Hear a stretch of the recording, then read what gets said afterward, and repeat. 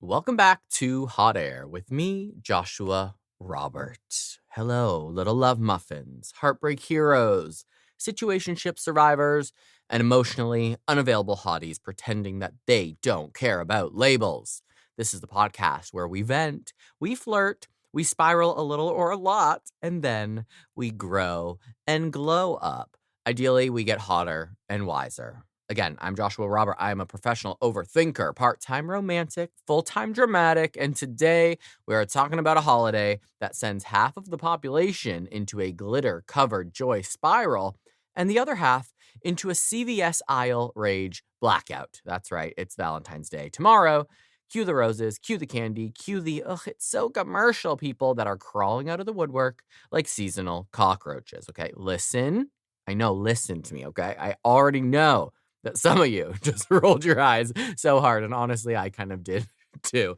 You rolled your eyes so hard, you saw your childhood trauma and you're like, Josh, it's fake, it's corporate, it's capitalism with a heart-shaped wig. And yes, sure, absolutely. So is literally every holiday. Christmas, corporate. Halloween, capitalism in a wig and fake blood. Mother's Day, Hallmark convention. But suddenly, February 14th shows up and everybody wants to act like they're morally superior because they refuse to buy a $6 card and a $9 bouquet from Trader Joe's. But relax, drink some water. This is not the revolution, okay? We're not reinventing the wheel here, just maybe a little bit of perspective. And before we do, make sure you're following me on Instagram and TikTok at _hotairpod to stay in the loop. Visit my website, hotairwithjoshuarobert.com, to shop my merch, submit your listener stories, and topic suggestions.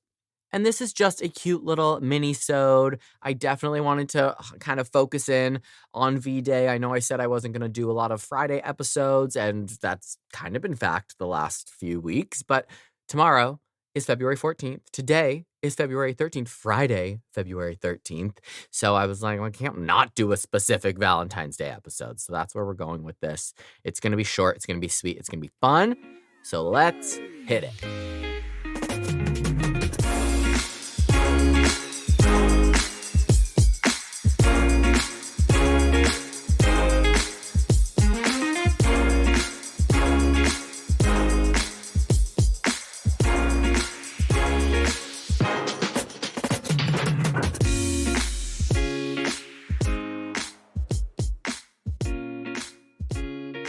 All right, here's the thing. Life is insane. Like, it is absolutely unhinged. It's Monday, you blink and it's Thursday. You blink again and somehow it's December already. You're meant to call your sister, text your best friend back, plan that date night, drink more water, stretch, go to therapy, become emotionally secure, read 3 books, learn Spanish, end meal prep. Are you fucking kidding me? Did you do any of it? No. You watched 700 TikToks, and now it's midnight, and you're deep into the rabbit hole about raccoons stealing cat food in someone's backyard. Like, life moves so fast that we forget to actually nurture the people that we love and ourselves. And that is why I like Valentine's Day. That's why it matters to me. Not because of the teddy bears or the chocolates, but because it is, if you want it to be, it's a pause button. It is a moment that says, hey, babe, stop scrolling, look up, tell someone they matter, because we often forget to do that. We celebrate birthdays, we celebrate anniversaries, we celebrate Christmas and Thanksgiving and random Tuesdays when Trader Joe's drops a seasonal snack like they're anything pumpkin spice. But when it comes to celebrating love, suddenly we're way too cool. And that's pretty suspicious if you ask me. That is emotionally suspicious behavior. And I'll be honest with you.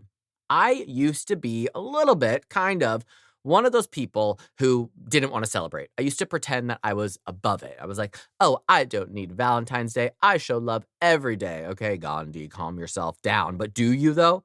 Do you show it every day? Or did you forget to text your partner back for 6 hours because you were reorganizing your Spotify playlists? Exactly. There's times when life gets in the way. We put our partners or ourselves or just our good friends on the back burner. There's something really beautiful about ritual. Humans need ritual. Psychologically, we anchor meaning to time. Holidays give our brains memory markers, and that's why you remember Christmas mornings from when you were 7, but you cannot for the life of you remember what you did 3 random Wednesdays ago. Special days create emotional significance. They tell your brain, hey, this moment matters. Pay attention. And when we assign that energy to love, to connection, that is powerful.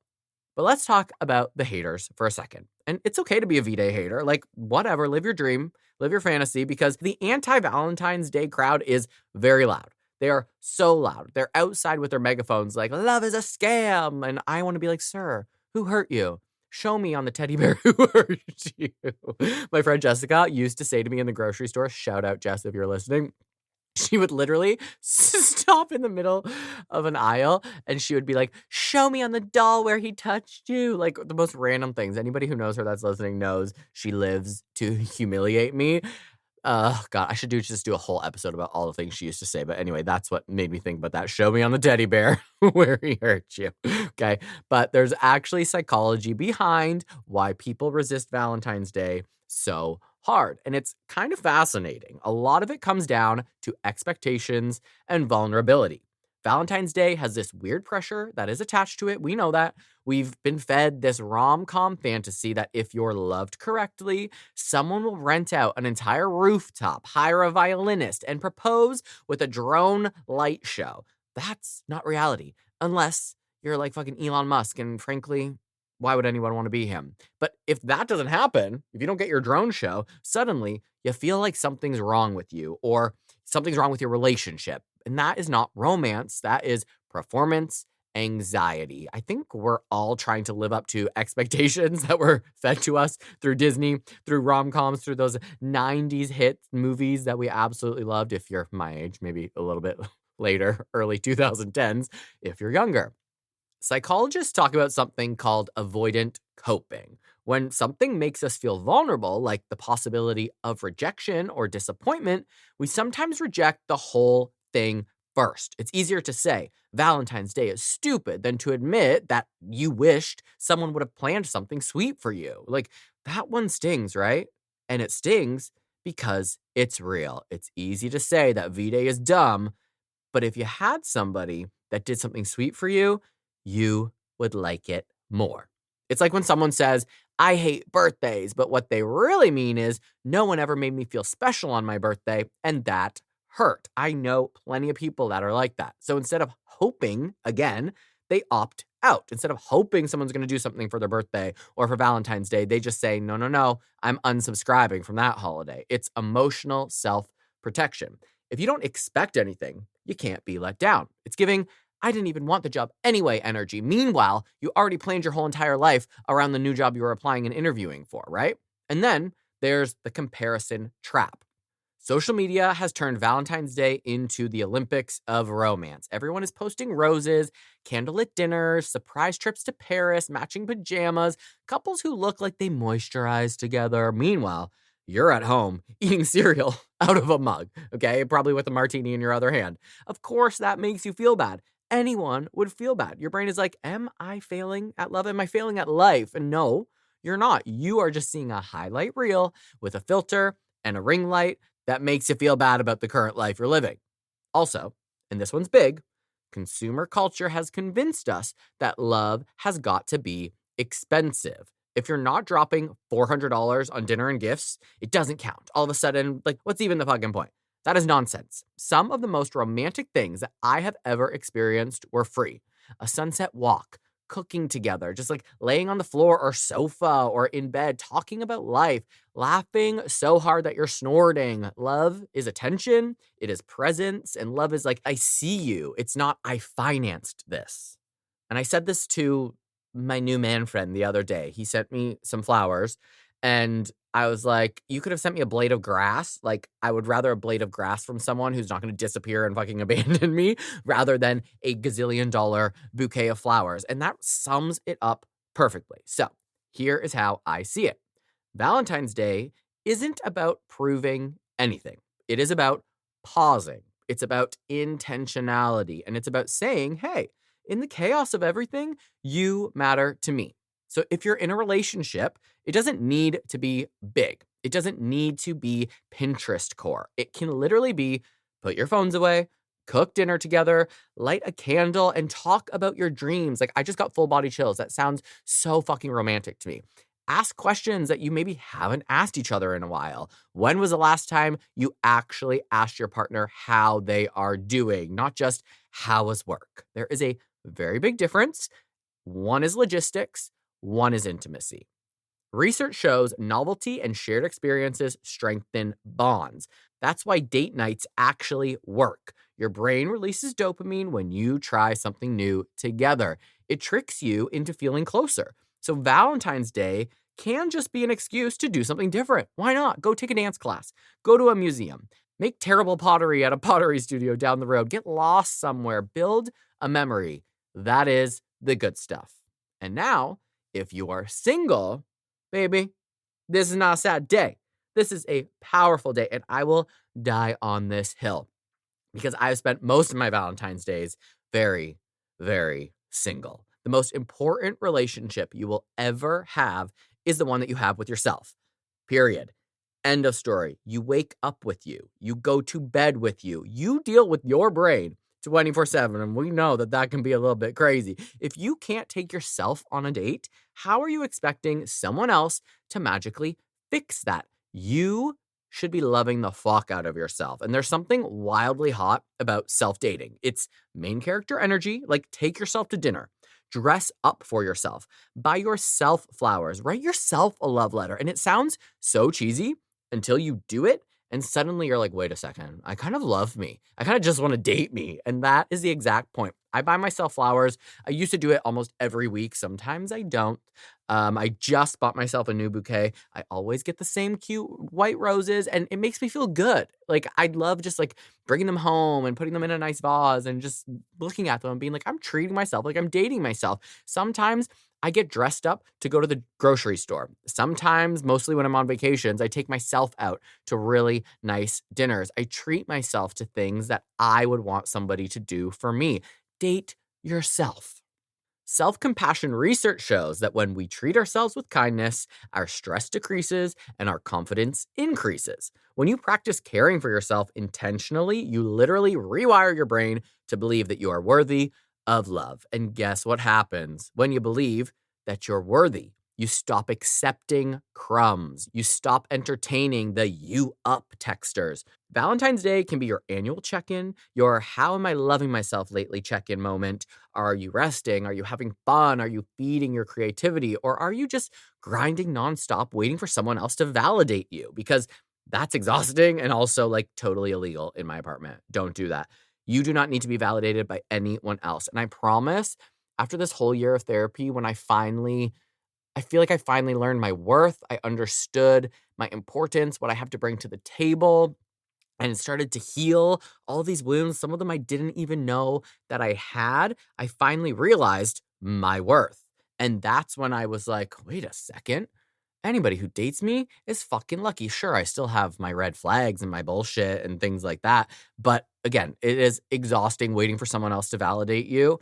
And then when you really love yourself, if you're going to date yourself on your own this Valentine's Day, you treat yourself well, you know what is, you know when someone's not treating you well and you no longer accept that BS. So I think what I really love about Valentine's Day is that it gives us permission to be soft. And softness is radical, and it can also be a little bit vulnerable. Like, I think a lot of us have walls up and are acting very hard, including myself. And sometimes being soft is not easy, especially right now. The world is very loud. Everything is urgent. Politics are fucking wild. Notifications on your phone never stop. We're constantly performing productivity.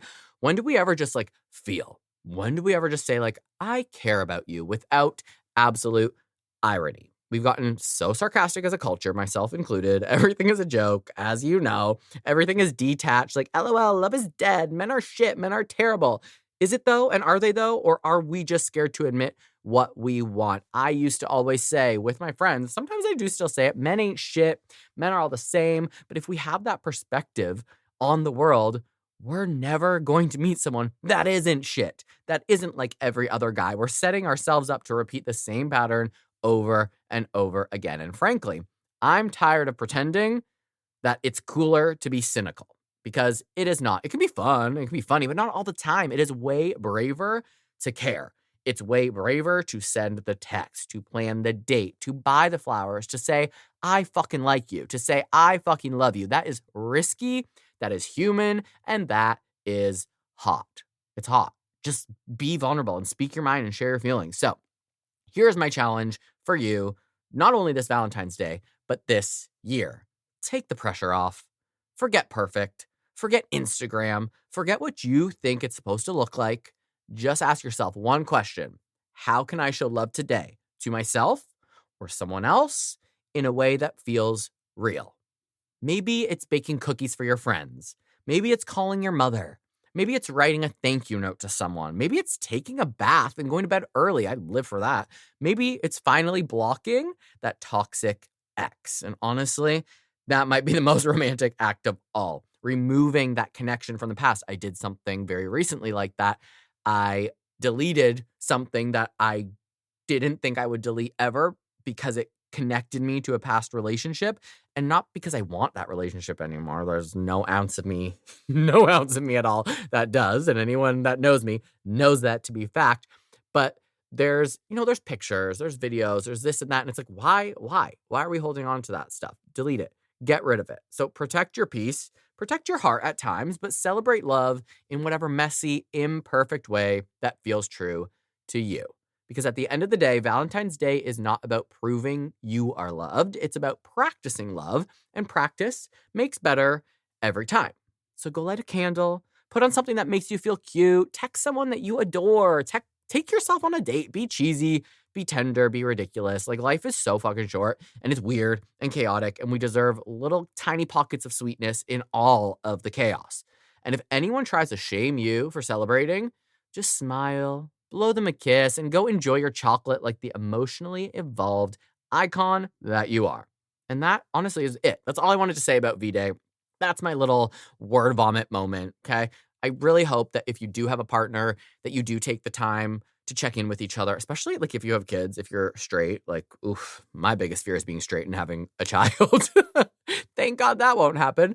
But especially if you have children in the mix, it can be so hard to find the time to just be like, hey, I love you. Hey, let's check in. Let's have a drink together. Let's watch a movie together. Let's go for a walk. Like, it's hard to do life sometimes. I hope if you have a partner, regardless, you take the time to acknowledge them, to check in if you've been feeling disconnected, or to keep that little romantic spark alive. And if you're single, do not let yourself feel negative today. Don't feel bad about being single. Just learn to love yourself as much as you possibly can, so that when you find the time to not be single, you're already in love with yourself and you know what you deserve.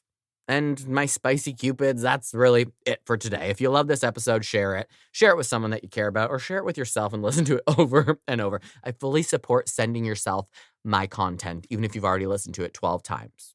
V-Day is all about self-love. And I will be back next week with more feelings, more chaos, and probably several more unhinged little tales. So until then, go be brave enough to care, bold enough to love, and dramatic enough to make this Valentine's Day memorable. So happy Valentine's Day.